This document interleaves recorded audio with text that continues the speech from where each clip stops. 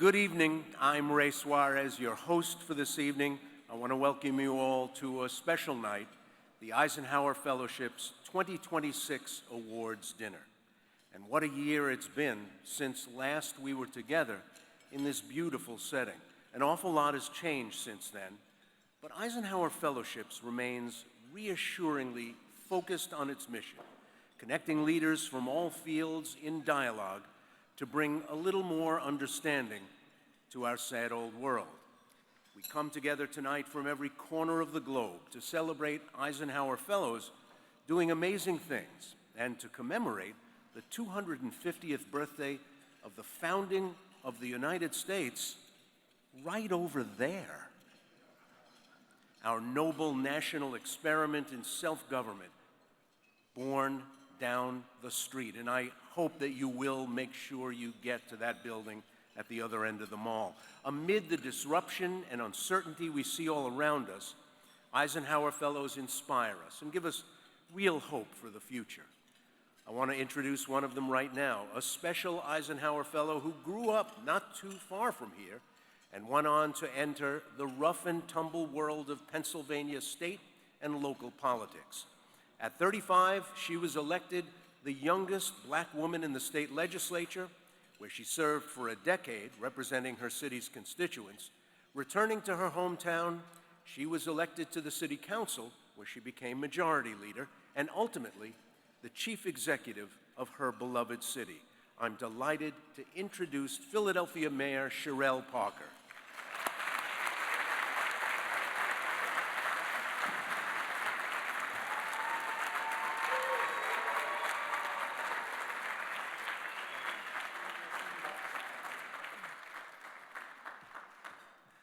Let me start by saying good evening, everyone. You're in the city of Philadelphia, and we need you to respond as Philadelphians would. Good evening, everyone. Now, that's a welcome.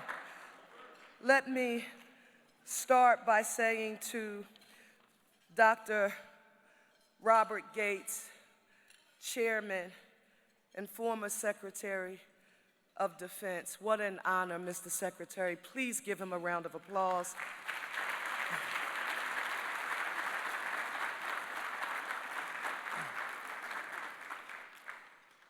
Ken Burns, if we were in West Africa and the leader, the matriarch of the village would say, how do you describe Ken Burns? We would call him the keeper of the muse. He is the griot, a part of the drumming team that helps to keep the time. And I would argue he truly is the greatest documentarian in the world. Give him a round of applause. Thank you, thank you. Now, we were standing waiting for him to come out. If he hasn't made it into the room, Ken, are you? So Ken, now that you're here, sitting next to a lady, we want a panel together. So Governor Whitman, now we need you to help Philadelphia here. We have an idea that we need to talk to you about a little later. So Governor, make sure you prime him. Give Ken another round of applause.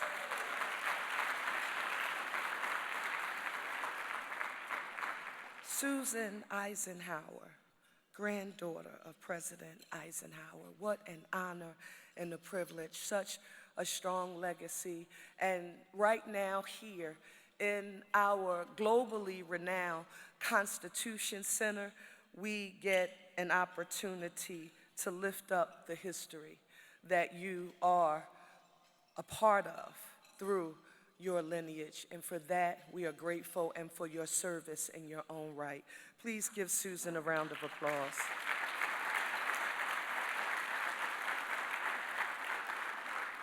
Now next, this is a little bit of a confession. I feel like this is a bit of therapy.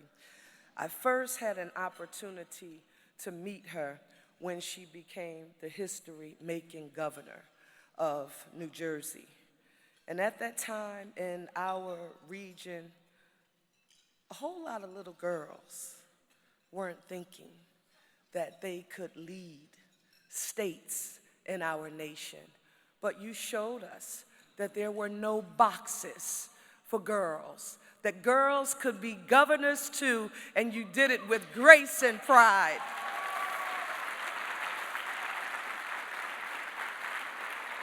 I'm not sure if Congresswoman Harmon is here, or she represented California. So we had some fun a few years ago on a panel in City Hall for Eisenhower, and it's great to see the two of you. And then next, two people, and this is important to affirm, because with over 30 nations are represented here this evening, the relationships and the connections, they matter. It's what helps all of us see ourselves as part of a global community. And for me, I would not be a part of the Eisenhower family had it not been for three people in particular, and I am forever grateful to them. The first is Pedro Ramos, president of Philadelphia Foundation.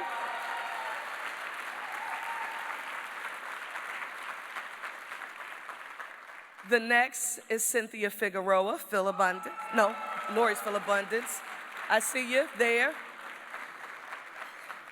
And the next lady you need to know, although I am the mayor, she's been bossing me around my entire life, and I do whatever she tells me to do. That's Lori Jones from Philabundance.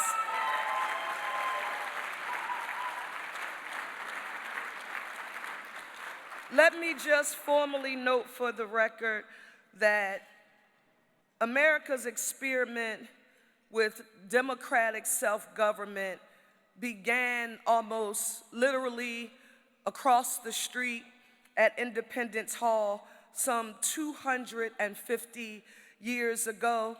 It's still a living and a breathing and ever-evolving experiment that is still moving forward today. Governor Whitman, I have been asked recently by lots of reporters, what does it mean to be the first woman mayor in 341 years of the city of Philadelphia during such a pivotal milestone in America's history?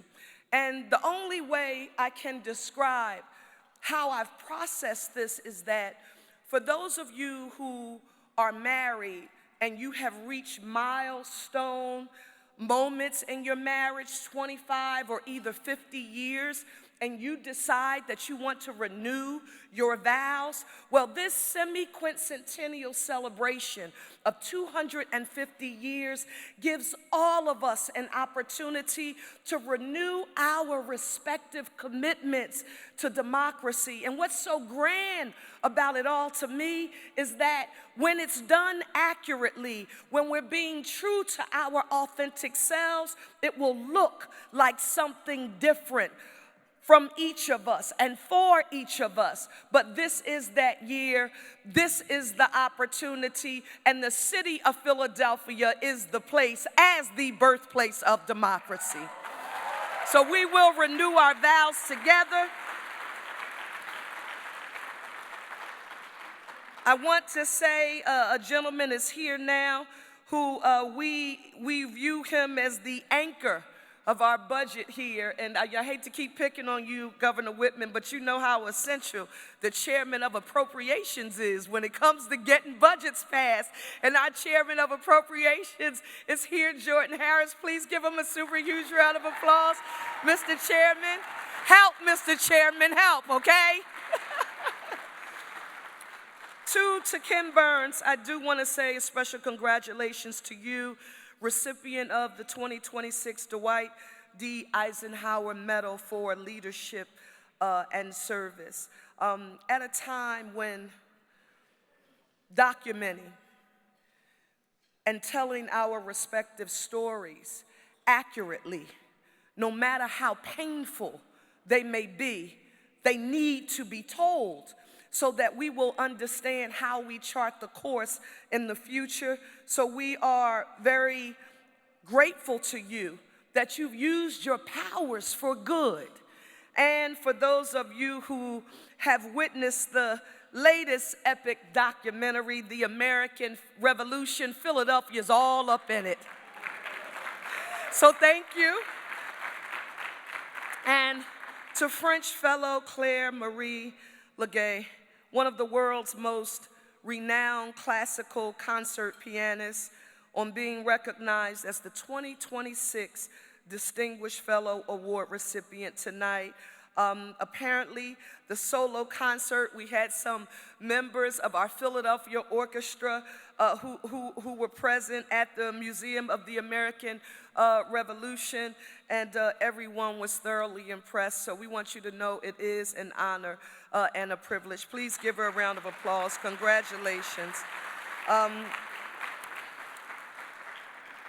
George knows, and the Eisenhower family knows, that in 2010, I had the honor and privilege of being a part of the first women's cohort. 3 women, Cynthia Figueroa, Giovanni Negretti, and I were studying women's leadership in Chile and Argentina. And my team pulled out my final report. For those of you who have participated, you know you submit a final report on your fellowship. And I was a member, Pedro, of the Pennsylvania House during that time, and I wrote, "My leadership style as an elected official has totally changed. This experience has further strengthened my resolve in efforts to use public policy and politics as a tool to close the gap between the haves and the have-nots."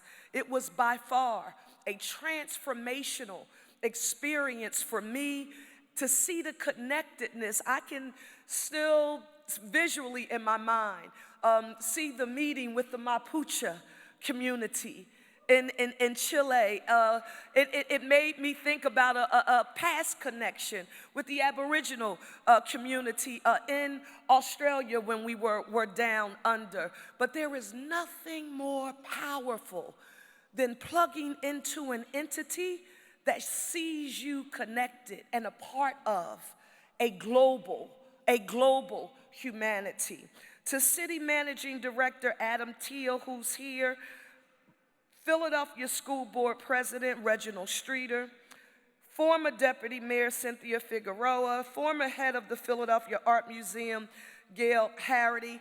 All of these people, yeah, all of them, along with Lori, are Eisenhower Fellows, but they are doing great work here in the city of Philadelphia. Yeah, they are, and I am very proud of them. In closing, I want to say this. There's a special friend who's here who we really just connected a few weeks ago. He was here on a special visit. We'd never met. For those of you in this room who know me, I'm very much a vibe. Connie knows I'm a vibe. I'm an energy person. We connected immediately. I'm going to try to get him to declare a second residency in the city of Philadelphia. But Noah Mamet is here, and he's been invited by Trustee Scott Crockett. Noah, thank you. Welcome, welcome, welcome. And Trustee Scott Crockett, thank you. Give him a round of applause, please. Thank you. I'm now going to ask you, now you listen, over 30 nations represented, but as mayor of the city of Philadelphia, you're here. And I'm empowered by the Home Rule Charter to instruct you to follow my orders right now. And that means everyone has to put one finger in the air just like this. This is our goal, particularly during this semi-quincentennial celebration. As mayor, I want to unify our city so that we see ourselves as one Philly, a united city. And our gathering here, and hopefully during this celebration, we see ourselves as one America, a united nation.